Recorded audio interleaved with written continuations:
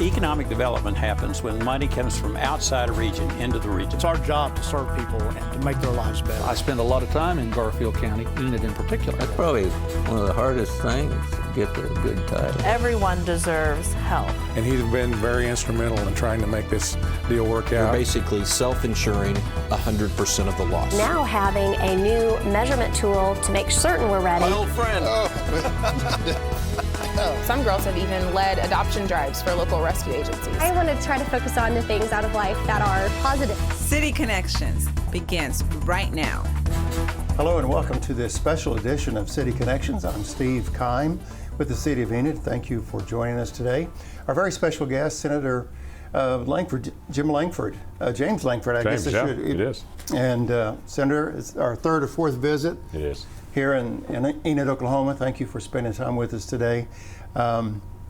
Your thoughts on this new terminal? I know you got probably the 50-cent tour just a few moments ago, but your thoughts on the new terminal? I did. It's great to be able to see. The new terminal is a great addition, obviously, to Enid, and it's for most towns of the size of Enid do not have a terminal like this for the airport. So it ramps up the interest in the airport, increases the opportunity for pilots coming in and out, interest for corporate individuals to be able to come in and out of the airport, and then obviously it's a huge help to the Vance folks. And it sends a great signal to the Air Force and for all those folks that are thinking about some BRAC somewhere in the distant horizon, leave Enid alone because they've heavily invested in what's happening in the Air Force. And so it continues to be able to strengthen our partnership here. I've had some individuals outside of Enid say, we would just like your old terminal. You can keep your new one, but we'd like just the old one. So we're really pleased for this. Well, this is summer recess, but it's not a recess for you. It's a very busy time of year for you in August. So as you go across Oklahoma speaking to individuals, question number one, what do you hope to achieve during all those visits? And then the second part of that question is, what are you hearing from everyone?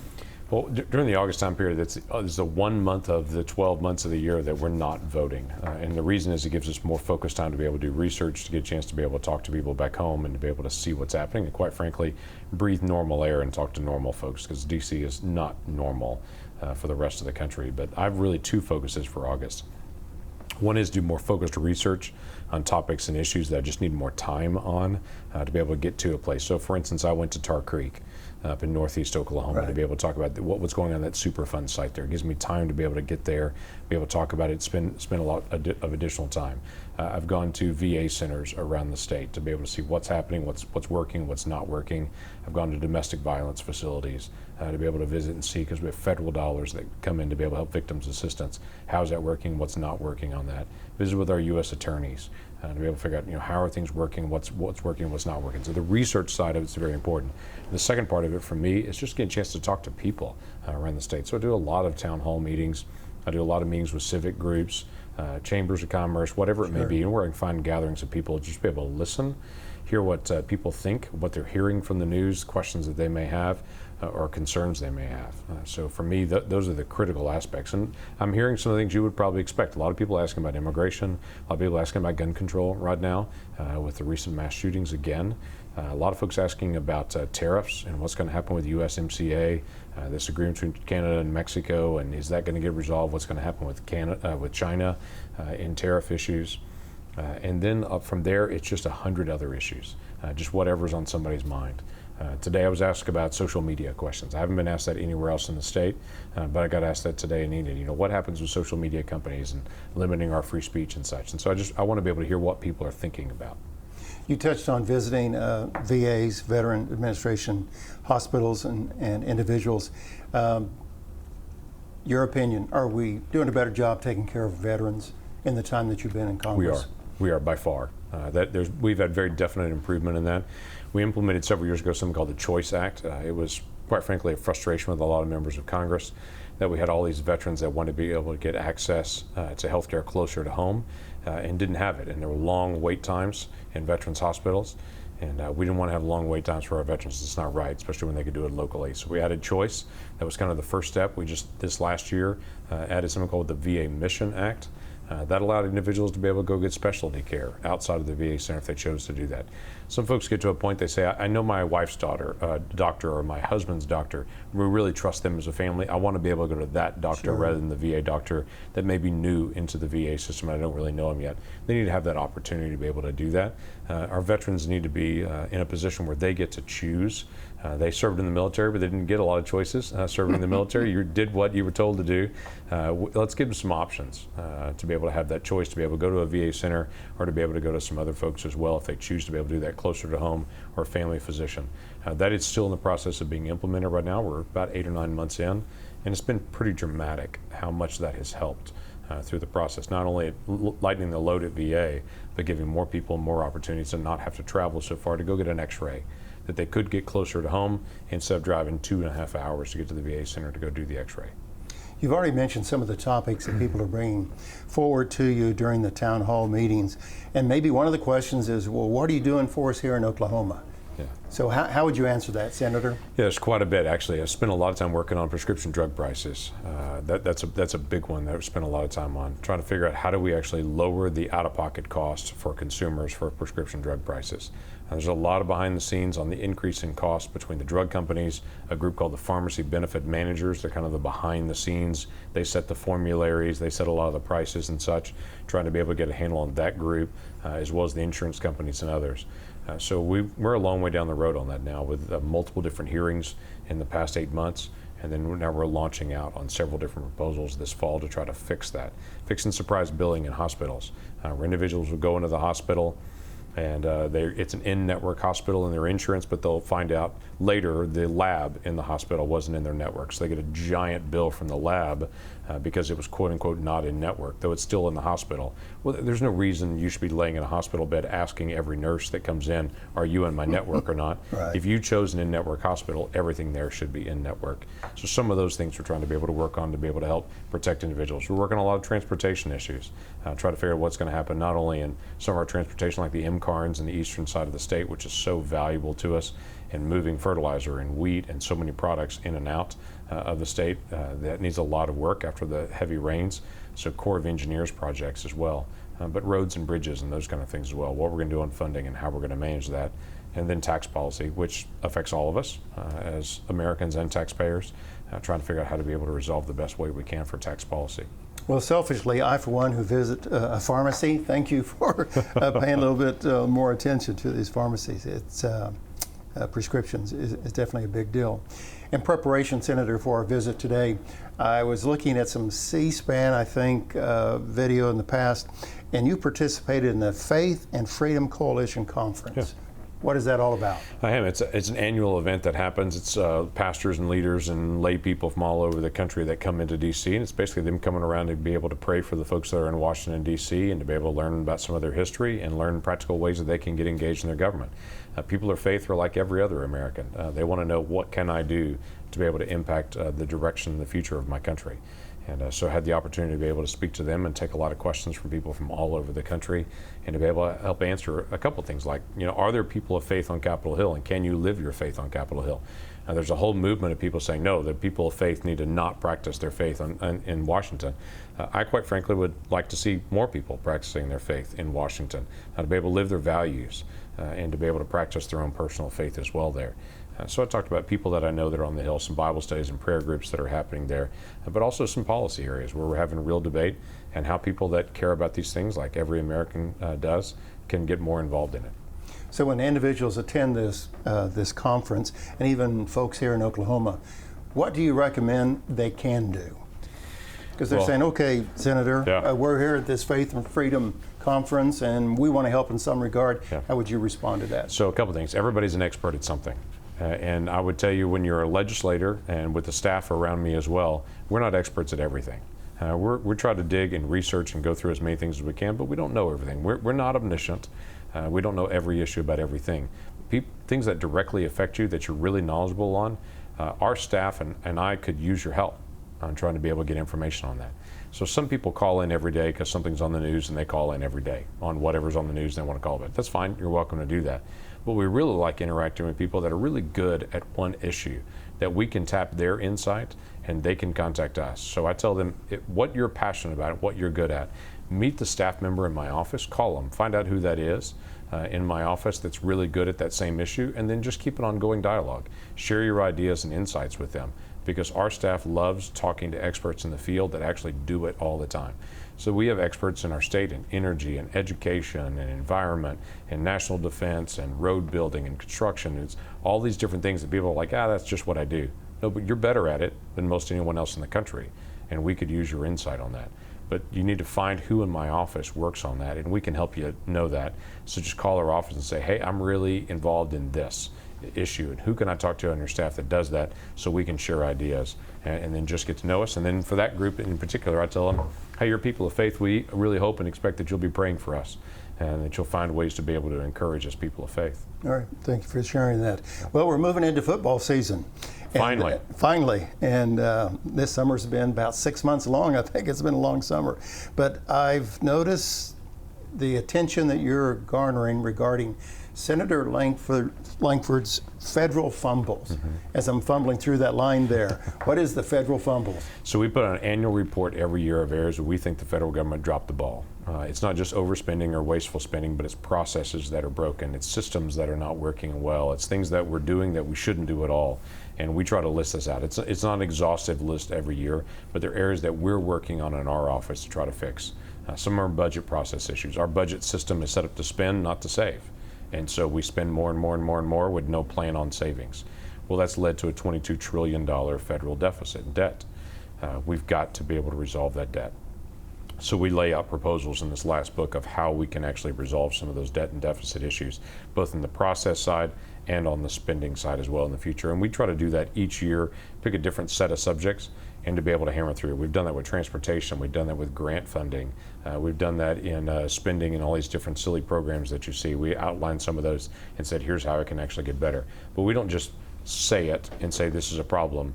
We do the research and say, and this is how to solve it. And our idea is to present not only to Oklahomans, but to everybody around the Senate to say, okay, take a look at this. We see these as a problem, and this is the answer that we've come up with. If you have a different answer to it, let's talk about it, but let's solve this problem together. Our special guest today is Congressman James Lankford, representing the state of Oklahoma, or a majority of Oklahoma. All of it. And we are in the joint use room at the new terminal here at Woodring Regional Airport. And I guess it's safe to say this is the first event that took place in here, so thank you for meeting with me today. We have 2 more questions for the Congressman, and we'll do that right after this.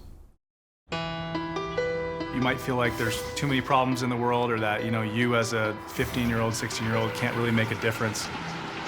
It's not always about you. It's not just one person. It's a group. It's a team. If we all show up together, that's what it's all about. I was a part of helping to build what it is today. I'm really lucky to get to be a part of that legacy. Just that simple act that takes, 5 or 10 minutes of your time is making a difference and is transforming someone else's life. Once you get there and realize how much you can change someone's life, it's one of the best feelings in the world. I'd do anything to convince you just to be a part of this.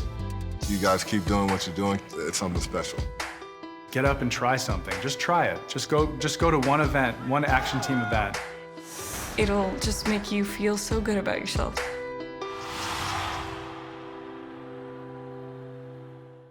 Welcome back to City Connections. Thank you for joining us today. My very special guest at the new terminal here at Woodring Regional Airport, Congressman James Lankford. Congressman, we've been hearing some discussions about the 2020 census. It's amazing, 2020. Boy, that sounds like a big number, a big year. But you participate in the Senate's Governmental Affairs Committee that's related to this 2020 census. What can you tell us about the census? And is it important that everybody who's hesitant to fill out the document, what should they do? People should do the census. The census is constitutionally required. It's one of those things that we have done since the very beginning as a country. Every 10 years we've had a count of every single person on American soil. So it is very important that we get a head count. That head count matters for like congressional districts and how they're reapportioned. It also matters for funding for transportation grants, for all of our social assistance programs. Everything that we do as a federal government is based off of that census over the next 10 years. Now this census, I've done a lot of oversight on this. We've had a lot of oversight hearings, met with the new census leadership. One of the things that we try to emphasize is trying to protect that number to be able to make sure everybody gets involved, but also making sure that we have new ways of doing it. We don't do the census the same way we used to do in 1790. We should be able to do it in a way that we can do efficiently here. So one of the things people will see this year is a way to go on a website and to be able to actually fill out their census form on a website. And so they'll get postcards in the mail and say, this is the place to be able to go fill out your census information. Thanks for doing it. Go here and to be able to fill this out. And it'll ask just very basic questions. How many people live in your household, names, and then that's it. It's going to be very, very straightforward and very simple. Those census reports that'll happen online, if people do that, will save the federal government a tremendous amount of money. If they don't fill it out online, they're going to keep getting postcards for a while saying, please, please, please, please, please. And then at some point, they're going to mail you the whole form and say, okay, you didn't do it online, so we're going to mail it to you. Will you fill it out by hand? If you don't fill it out by hand, someone's going to come and knock on your door, and it's going to say, hi, my name is, and I'm here with the Census Bureau, and we've got to get a head count as required by law of every person on American soil right now. And so it would save all of us as taxpayers a lot more money if folks would fill that form out online right away and to be able to complete it. But the one thing I do caution people on is, because it's online, there's going to be lots of scammers this year. They're going to try to find ways to divert you to other sites and things, so just be attentive to know it's got to have a .gov site on it, not a .com, not a .org, not a .something else. It'll be a .gov at the site that you'll see to be able to fill out your census information. Congressman, I've already had individuals come to me and said, well, I don't know about filling out this postcard and send it back. I just want to remain private. But the head count is significant. It is. For the country, but right. It is very significant for Oklahomans. Why do we need that number? It has to do with representation, right? It does. It's not only representation. In Oklahoma, we have 5 congressional districts. Each of those districts has 750,270 people exactly in each one of those 5 districts. Now, for Senator Inhofe and I, we both represent the entire state in the Senate.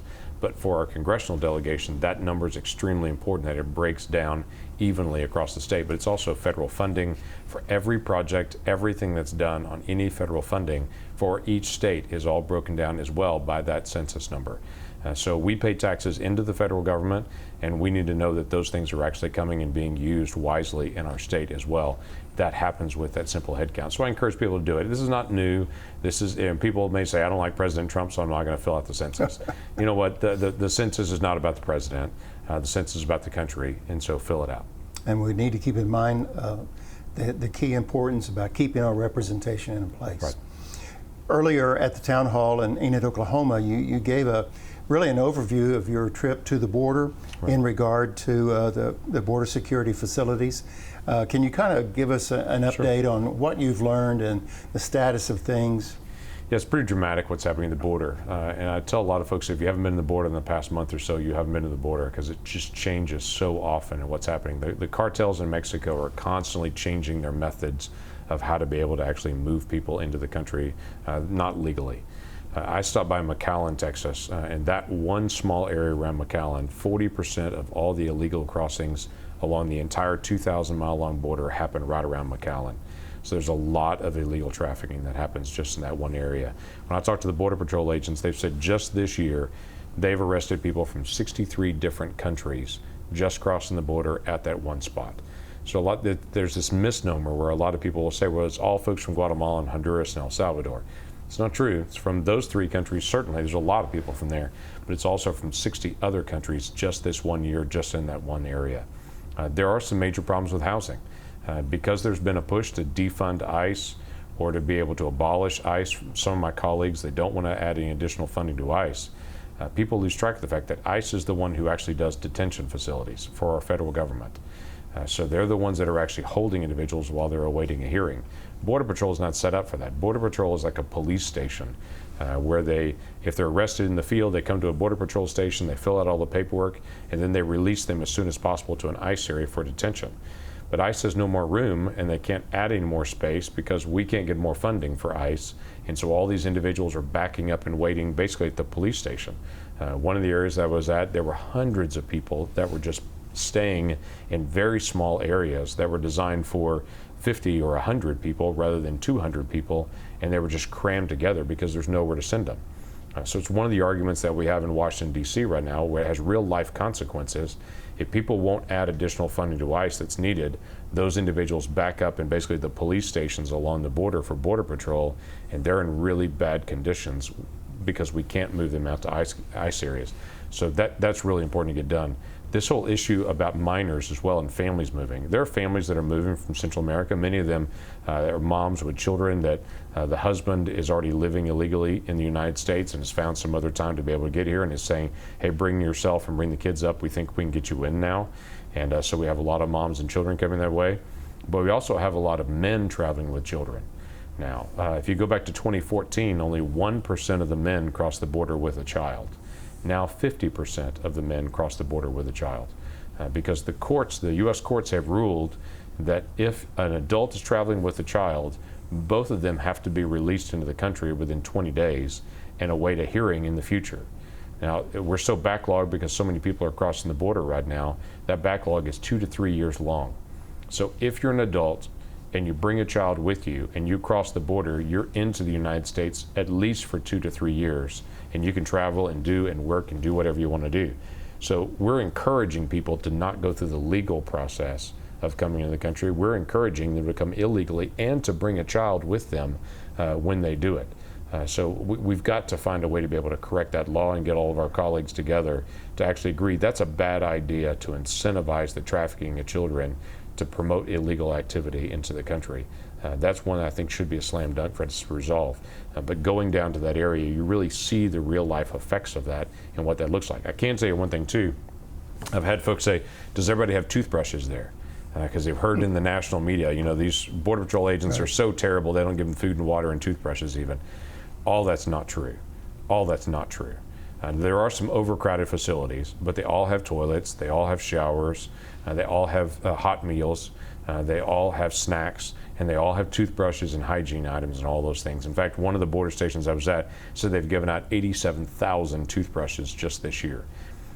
They're all getting that. Now, there's some national media that will go and get in the face of a child there and say, have you brushed your teeth? And if you ask a 5-year-old, have you brushed your teeth? That's very different than, do you have a toothbrush? Because a lot of 5-year-olds will sheepishly tell you, no, I haven't brushed my teeth. But that's really what's happening. And so the rumors getting out, we're not taking care of people. They're doing the best they can to take care of people, but they have thousands of people coming every single day into facilities that are really not set up for this, and it really is causing a problem. Congressman, thank you for that update. I realize that you have additional stops to make today, and we really appreciate your time here in Enid, Oklahoma. I want to give you this opportunity. I have one final question, but I want to give you an opportunity. Is there anything that we haven't touched on? There's just one thing that you want to share with Oklahomans right now, or maybe Northwest Oklahoma? Yeah, well, I would say a couple things on that. One is what's happening economically has really been remarkable, and a lot of people are looking at it and saying, when is a recession coming? Or people start to get nervous on things. That conversation's always there, always there.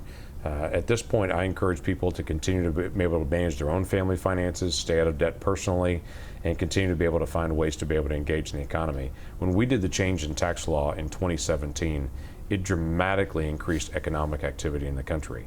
It also, by the way, increased revenue into the federal treasury. I had some folks say if you cut taxes, you get less revenue in. Actually, it's been the opposite. Revenue has gone up in the country 2018 to 2017 because more people have a job, more people have a higher paying job, more people are doing more, so they're paying a little bit more in taxes. But all this economic activity is a great opportunity for people to actually start a new business, try a new project, or to test a new place. And so for folks that have been out of work, that are considering getting back into it, this is a prime time. Everywhere I go across the state, the number one thing I run into with businesses is they are looking for workers. So there are lots of people in the area that are hiring. And if you're interested in getting back into work, this is a good time to be able to get back into work. It's a good thing for you. It's a good thing for your family to be able to have folks that are actually back at work. Senator, oftentimes after an interview like this, and it airs on the Enid Television Network and ends up on YouTube and goes around the globe, people will say, well, Steve, how do I reach? Here you're talking with the congressman, how do I reach? He's always in D.C., or I feel like he's not approachable, but how does a person reach you? What is your recommendation? We know that you have an office, I guess, in Oklahoma City. I do. So if people want to reach out to you, what's the best way? So I have an office in Oklahoma City, I have an office in Tulsa, and an office in Washington, D.C. I spend most of my year in Washington, D.C. because that's my responsibility to be able to vote for us, research, and to be able to do the work in D.C. But I come home every weekend and I get the opportunity to be able to be around a lot of folks as much as I can. And opportunities like August, when I get a chance to be able to travel more, to be able to see as many people as I can, I get out and try to do that. But you can also go on our social media site at Senator Lankford on any of the social media platforms, just Senator Lankford. If you go to our website, it's Lankford with a K, lankford.senate.gov, that's G-O-V. And that has all the information about what we're doing, what we're trying to work on, how to reach us. I get about 150,000 emails a year. Most of those come through that website because people are reaching out directly to want an answer on different questions. We're glad to be able to get back. It's got the contact information for Oklahoma City, Tulsa, and D.C. office. You can call any of them if you've got a question, whichever one's closer to you or you want to call, because we have folks that can answer questions in all three of them on all those topics. And we're glad to be able to get information out and to be able to talk to as many people as we can. There are 4 million people in Oklahoma, and so trying to be able to get out and see as many people as I can is always a challenge. But it's good to be able to be home and to be able to do that. And you have your electronic newsletter to keep everybody. Yes, sure do. Yeah, if you go to the website, lankford.senate.gov, once a month we send out an e-newsletter. It'll come out usually on a Friday afternoon once a month. And it gives all the things we've been working on, critical answers to questions that a lot of people are asking, and then other ways to be able to contact us. We have even a section called Keeping You in the Loop of smaller things that maybe the media has never picked up on, but some of the things that are happening behind the scenes. Well, Congressman, I know firsthand from the people in the Enid community, always appreciate you taking time to stop by the ETN studios and talk to us because we replay the interview quite often, and it's a good way for them to be updated on what's going on in Oklahoma and also northwestern Oklahoma. So always good to see you. Dave. Thank you for your time, and we really appreciate it, and safe travels. Thank you. And thank you for watching us today on this special edition of City Connections. My special guest, Congressman James Lankford. So again, thank you for watching us. Until next time, this is Steve Kime with the City of Enid. Make it a great day, and thanks for watching.